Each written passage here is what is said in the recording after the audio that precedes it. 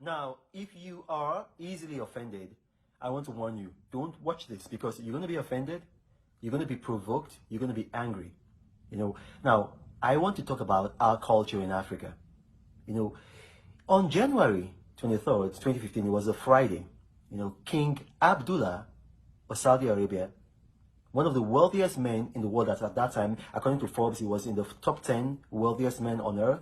He died and was buried in an unmarked grave. He was just wrapped in a white cloth and buried in an unmarked grave in Riyadh.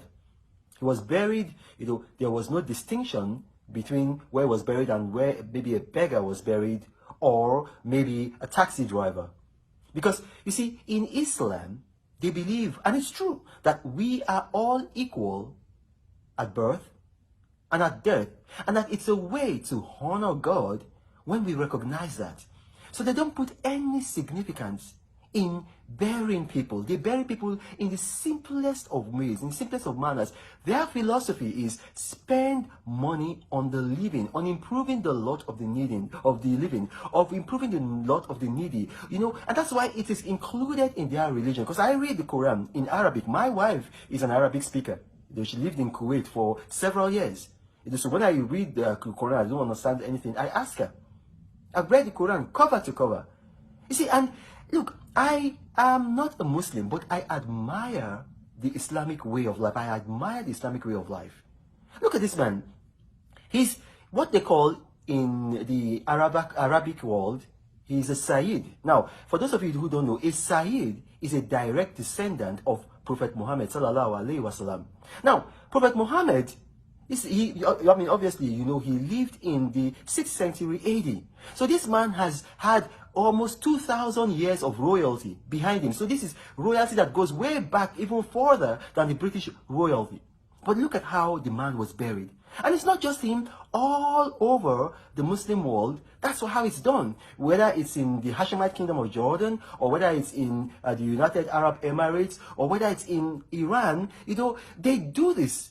They make sure that they bury in the simplest of ways. And while in their lifetime, even in Africa, King Abdullah, had spent a considerable amount of money in looking after the poor, in helping countries. Now, so we need to sit back and think about our culture in Africa. It's not just, a lot of us are Christians.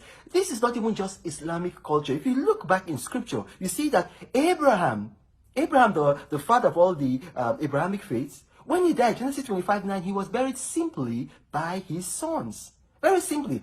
Moses, when he died, he was buried by God, Deuteronomy 34:6. And till today, nobody knows where he was buried. Now, do you know what that means? That means he was buried in an unmarked grave. You see the similarity between him and King Abdullah? You see, David, a man after God's heart, when he died, his burial was just simple. 1 Kings 2:10. You can read it.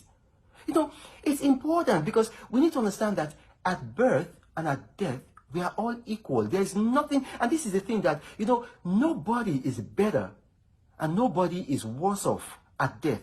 We are all equal. And so when the material resources of this world, let's use it to help people who are alive, people who are needy, people who are in extreme, I'll give you a very good example. We had cultures in Africa. We can say, okay, yes, this is our culture, this is our culture. We had cultures in Africa where we used to kill twins. In Calabar, in where I'm from, Shakiri, we used to do it. People think it's just only Calabar. No, we used to do it.